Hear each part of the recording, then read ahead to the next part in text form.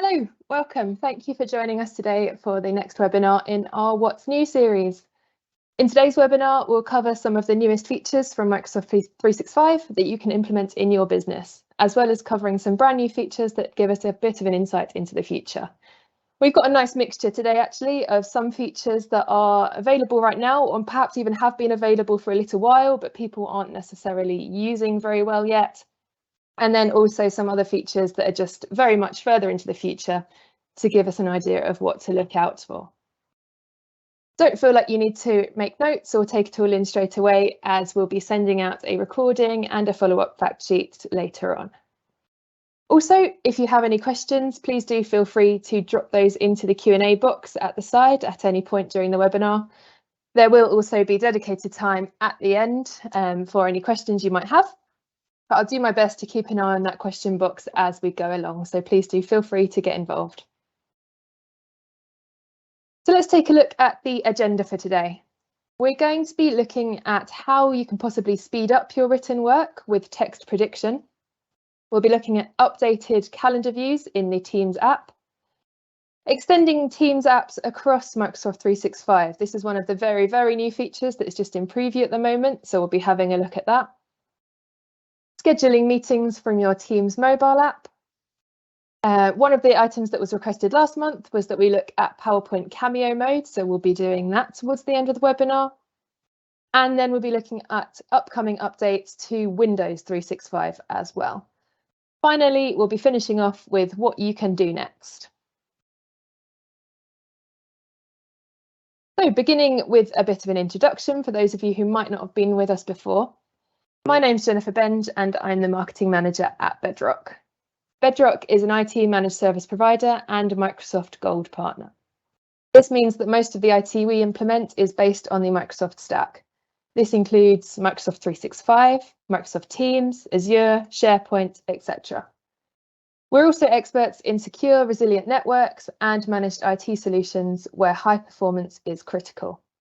This means that we work with organisations that have some of the highest security requirements in the UK, whether that's public sector, critical national infrastructure, anything that has really high compliance and governance requirements. The most important thing we want to achieve, no matter what your organisation does, is to help your business grow better. We do this with the help of our 8 rocks. The 8 rocks, as you can see them there on the screen, are skills, investment, data, backup, strategy, security, quality of service, and finally collaboration, which is the focus of this webinar series. Many people have Teams and other collaboration type apps that they're already using in their workplace. Perhaps they aren't getting the most out of them, they're not using them to their full capacity. That's why Bedrock designed this webinar series, just to really help you get on board and help you understand all the latest features that are coming out from Microsoft, because there's so many, often people miss out and are missing out on the features that could really help them in their day-to-day work. So let's have a start. First, we're looking at text prediction. So text prediction is something that has been around in the operating systems for a little while now, but there have been some updates to it in the past few months, and there are some additional features that are added on that we'll get to in a minute. So I thought it'd be worth just covering text prediction overall, just to give you an understanding of how to use it if you don't already know. Text suggestions can help you out with spellings. They can also help you speed up your text input with both the hardware keyboard and the software keyboard. So the software keyboard is the one that's included on a touch screen if you've got one of those devices, and the hardware keyboard is obviously the traditional one.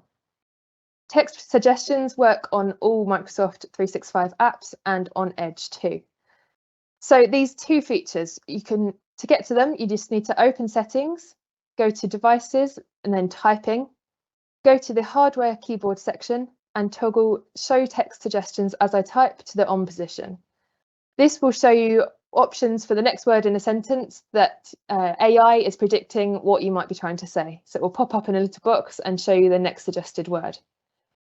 You can also choose to enable autocorrect misspelled words as I type on the hardware keyboard. To do the same, you just need, for the software keyboard, you just need to go to the software keyboard menu items. Text suggestions at the moment are supported by Microsoft only in the English language on that keyboard. So obviously, if you're typing in a different language, this isn't going to work for you right now, but we'll let you know if that changes in the future. So let's have a look at an example of what this might look like while you're using it. Like I said, text suggestions work on all Microsoft 365 apps and on Edge too. So here's an example of it in Outlook. So once you've turned it on within your computer settings, it will appear across all of your apps. This is an example of the suggested text feature. So you can see here, I'm midway through a sentence and the pop-up has come up with a suggested word for what I'm trying to say. Try it out and see if you like it. Personally, I use the autocorrect feature. I keep that on all the time. It's just very handy that it will automatically correct spellings where it knows for sure what you're trying to say. Obviously, if it's not entirely sure which word you're going for, it will give you the red line as normal. But to be honest, I don't use this text suggestions feature myself because it can be quite distracting as well. It depends on how you work. If you find these boxes a little bit distracting when they pop up, it might not be for you.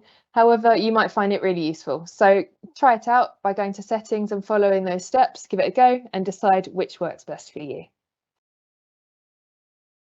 The new part of text prediction that is coming soon to iOS, and it's available now on Android, is text prediction for the Teams mobile app. Suggested replies are currently available in the Teams app for mobile on both Android and iOS. The new update is that text predictions will be coming soon to Android. So when you compose or reply to a message in Teams, Editor Text Predictions anticipates what you're writing and suggests a suitable word or phrase in line that you can then continue on with your sentence. This saves time and helps to reduce typos. We expect the rollout of this for Android to begin in early April, and we expect the rollout to be completed by late May. So if you're using the Teams app on an Android device at the moment, take a look. It may already be there for you, or you may need to wait a little bit longer. This feature will be enabled on by default via a tenant user setting, and the feature can be disabled through messaging policies, or users can disable them themselves via the in-app setting. So you can see on this screen at the moment, on the right, that is the in-app settings on an Android that will be available once this feature is live. You can toggle the text prediction on or off as you require it. On the left, that's just a screenshot from my Teams app at the moment. I have an iPhone. So the text predictions aren't available yet. You've just got the suggested replies there, which you can see just above the typing box at the bottom. So at the moment, that's all you've got on iPhone, but we do expect these text predictions to be coming soon and be available on both Android and iPhone, probably by the end of this summer. Next up, just a quick one, which I think I'll be using a lot. It's very simple, but it's really useful, is updates to calendar view in the Teams app. This update will allow you to view all hours of the day beyond scheduled meetings and events, which allows you to see when you're available or busy throughout the day. So with the old view, all you could see in your Teams app view was the meetings that you've actually got scheduled. So if you had only one or two a day, that would be the only one or two things you saw. Whereas the new feature allows you to see your entire day, including the gaps where you do have some free time. Personally, this is the view of my calendar that I use all the time on sort of my Google Calendar app, and I prefer using the calendar this way. So to toggle this on, use the highlighted yellow icon at the top of the screen that you can see in the screenshot on the left. Just click that button and you'll be able to choose between the two calendar views. So again, it's one of those, try it out, see which one you prefer and stick with the option that works best for you.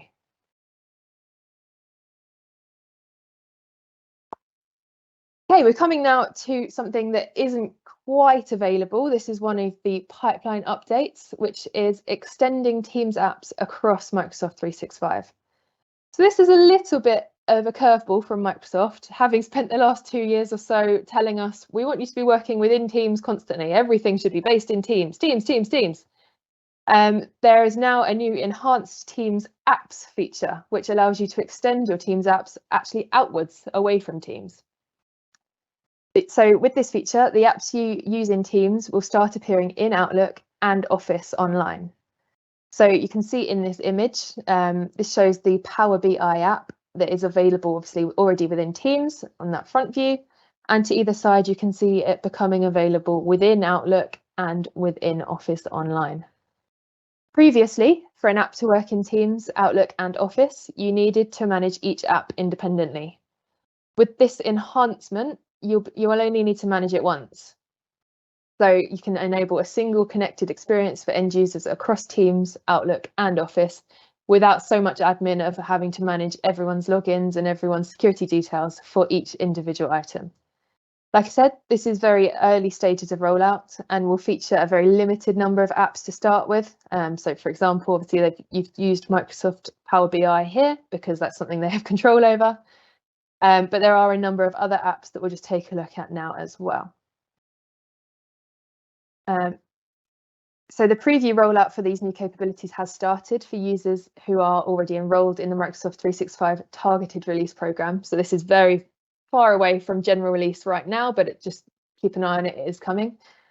Here's an example of the same apps extension being used for an app called Zoho. This is a project management app that's already available in Teams. And you can see in this screenshot, it's been made available in Office Online as well. Here's the Zoho app again, and it's this time appearing embedded within Outlook. So like I said, it's an interesting move from Microsoft that we're now moving back to using these individual apps rather than trying to force us to keep everything in Teams. I think it's all part of the flexibility that we're looking at using now in terms of if people are happy using Outlook, then let's make it as easy as possible for them to use Outlook. Let's make sure all the tools that people need are available wherever they happen to be. And obviously, because of the way Microsoft 365 works, everything will be up to date in one place anyway. So wherever you are looking at it, you'll be engaging with the same data, the same material. So like I said, we don't really have any firm dates at the moment on when this will be widely available. This is just a roadmap item that we're looking at the moment, and I'll keep you updated as soon as I have any further information on when that will be fully released. Okay, let's take a look next at presenting in Cameo. So this is going to be a short video we're going to look through that just shows you step by step how to use the Cameo presentation. Cameo, all it means is it's a new presentation style. So where I'm to the side of my presentation right now in this live view, with Cameo, you can actually insert yourself right into the presentation. We'll look at the steps in a second just to show how you can format this, how you can edit it in advance to make sure that you appear in the right place during the presentation. And it's just a useful way, a new way to engage people in your presentations in a slightly different way. So let's take a look at this video. So with Cameo, all you need to do is go to your PowerPoint presentation. You'll then go to Insert and select the Cameo option there, and your camera will appear at the bottom. Obviously, you just need to turn on your camera feed with the camera icon to make sure you can see yourself. Obviously, if you're editing with someone else as well, only you'll be able to see your camera view because they don't have your camera access. But once you've got your camera on there, you can select different ways to show it within your PowerPoint display. So this includes shaping, formatting and layering to make sure that you're in the right place on each slide.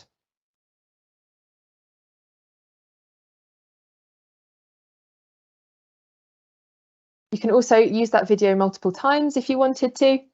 I'm not sure what purpose that would have, but you know, it's useful to know it's there. And use the morph transition piece to make sure that you're in the right place on each slide as you go through. So this does add a bit more prep if you wanted to use it to your PowerPoint presentation. You can then also use that presentation in Teams live mode and have it available right there. So it's something there, if you wanted to try it out, it's fairly easy to do. Like I said, it does involve a little bit more preparation just to make sure that your video will be in the right place, that everything's ready to go. But if you wanted to do a big company update, maybe change things up a bit, it's something to try out. So have a look in your PowerPoint menu and insert Cameo and get going from there. Have a go. Okay, coming on next to something I wanted to cover just because I thought it was pretty interesting is that Microsoft released their annual work trend index report recently. Obviously, this is something they do every year. We've seen a lot of these types of reports in the last couple of years, But I think with Microsoft having such a huge pool of data that they can draw from, this has created some really interesting insights on how we're working. So the graph that you can see here is analysis of collaboration activity across the whole of Microsoft 365 tools in the past 2 years. This visualization is based on aggregated data without any personal or identifying information in there. So this is the whole of Microsoft globally, the trends that they're seeing across all of those apps. So what this is showing is that work is more flexible, but digital overload is still a risk. After hours work and workday span are still increasing, as are the number of weekly meetings and chats per person. So what we would recommend in terms of this data is when we're setting meetings in Bedrock, we have to set an agenda before we meet. We can't just set loads of different meetings, take up loads of people's time, because as you can see, those meetings per person have increased by 150% over the last 2 years. Obviously, this makes sense. If we're not all in the office, we can't chat easily. It's much better to put in a meeting specifically if you want to talk to someone. But it's just worth bearing in mind with your teams, with your whether you're a manager, whether you want to talk to your manager about this, that these trends are being recorded, and maybe thinking about how your workplace can adapt to make sure that your teams and your colleagues aren't getting overloaded by this whole digital overload that's coming at them every day. This is something that Microsoft as well have been thinking about, which leads us on to the next element of this webinar, is the changes that have been coming to Windows 365. So a quick overview, because we haven't talked about Windows 365 for a little while. We did do a whole webinar on this last August, and we were joined by Adam from our technical team for that one. So if you wanted to go back and look at a full overview of Windows 365, you can do that. That's in the YouTube folder of August last year. So check out our channel for that one. Just a quick overview. Windows 365 was announced at Microsoft Inspire last year and released at the end of the summer. It's a cloud-based service that creates an easy way to access a virtual PC, securely streaming the full Windows experience, apps, data and settings from the Microsoft Cloud to any personal or business-owned device.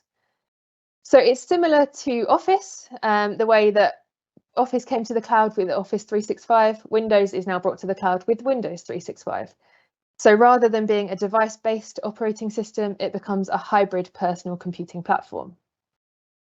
Windows 365 is a cloud service available to businesses of all sizes, which will securely stream all of your apps, data and settings from the Microsoft Cloud to any personal or corporate device. So it's becoming quite popular with people who are having BYOD policies, who have extra staff that they need to give extra computing power to, because it's so scalable. With Windows 365, you can assign users one cloud PC or many cloud PCs that align to the work they need to do, and each cloud PC can align to a different configuration or compute power and storage. So why might this be useful? It's available across all devices and platforms with the user's choice of either Windows 10 or Windows 11 now that's been released. The idea is that you can leverage your existing infrastructure. It's ideal if you have a short-term contractor who doesn't need a device long-term, but you want to give them access to your systems, to your infrastructure, give them a PC that they can work on, and you just don't necessarily have to give them the hardware that PC sits on. You can configure your cloud PCs across many configuration options to meet your users' compute and storage needs, with the ability to scale up or down as you need. All of these configuration options are available with predictor per user per month pricing, so you always know what you're getting and what it's going to cost. So what's new? Over the past 2 years, work has changed dramatically, as we saw with that graph. Most employees want flexible and remote options to stay, but cyber threats are also at an all-time high. With the move to hybrid work, IT managers are challenged to make sure their organisations have the tech to keep up and for everyone to stay engaged. Microsoft have just last week announced that all the new features they're working on for Windows 11 and Windows 365 And that shows the hybrid work path is something that Microsoft themselves are definitely sticking with. They're thinking about the features that we need now as this new adapted workforce. New in Windows 11 is enhanced phishing detection and protection built into Windows with Microsoft Defender Smart Screen. This new feature will help protect users from phishing attacks by identifying and alerting users when they're entering their Microsoft credentials, perhaps if there's a malicious application or a hacked website. There's also smart app controls, which use code signing alongside Microsoft's artificial intelligence models to ensure that only trusted applications actually have access to that PC at all. Obviously, this blocks some of the largest security risks and attack vectors that are out there by blocking those apps themselves. With Windows 11, there are features that are coming to the way we work as individuals as well, which will really help with this hybrid work scenario. Focus tools will make it easier for people to build healthy digital habits and be more productive. What these do, it's a little pop-up that will come up and you can set how long you want to focus for. So you could set yourself a focus time of 1 hour, and within that hour, all of your notifications will be blocked and you'll be able to really deeply focus on one thing that you need to get done for that set period of time. In addition to this, there are system-wide live captions coming, making it easier for everyone, particularly those who are perhaps hard of hearing or new language learners, to understand the spoken content across their whole device. So at the moment, we've got live captions available within Teams calls, within Teams meetings, but this is now coming across everything. So any kind of sound that's coming out of the computer, they'll be able to have live captions for everything that's going on. So I think it is interesting to look at these some of roadmap items. I appreciate sometimes you just want things you can do immediately today. But some of these roadmap items really show that the direction that we're heading, that Microsoft are heading as well, and how we can think about the way we're going to be working in the future with flexible working, hybrid working. Whichever way you handle that, there are going to be new tools coming out all the time that are helping to support IT managers and businesses as a whole to deal with those challenges that we're facing in a new way. Okay, we've been through quite a lot of new features today, a lot of sort of forward-thinking, visionary stuff. So if any of that has got you thinking that you want to look at your IT strategy in particular, we do have an IT strategy review that's available if you needed any help on a sort of one-to-one basis, on an organisational basis. It's a way we've devised to gain board level consensus on what's important, what you need to do right now, where there are some quick wins that you can get for your organisation. The strategic IT review will give you the facts you need to make a positive change, whether that's to drive adoption of new technology or hire a new technology provider who could be Bedrock or could be someone else, or renegotiate with a current supplier. Something we're really good at is untangling all the messy stuff that can sometimes seem like too much to deal with on top of all your day-to-day work.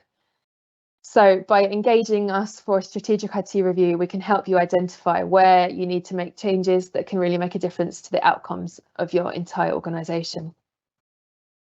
Okay, I can see some questions popping in. So I'm just going to move on to the Q&A now. Obviously, if you want to add any more questions, please do feel free. Let's start with the Cameo questions. We've got a couple of Cameo questions there. Mark says, is Cameo available now or is it being rolled out soon? It should be available now. So if you go to PowerPoint now, it should be there if you go to insert and find Cameo within that top menu bar. If it's not there, it may be that it hasn't been rolled out within your organisation yet.